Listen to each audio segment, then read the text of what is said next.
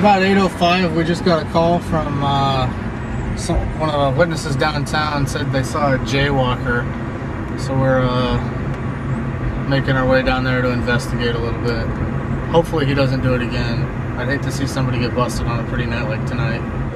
There he is! Oh, there he is!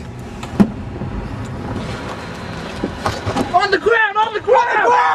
On the ground! Get your foot down! Get your foot down! Oh. You better stop, you little jerk! I got him, guys! Don't move! Don't move! Come here, Get his hand! Get his hands! I got his hand! I got his hand!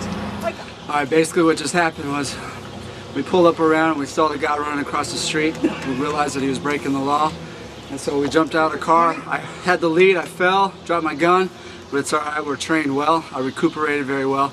John made an athletic move, came around back, jumped on top of him, and as you can see, I mean, we got him. And basically what's going to happen is we're going to leave this one up to the judge, and you don't want to mess with Judge Wohler.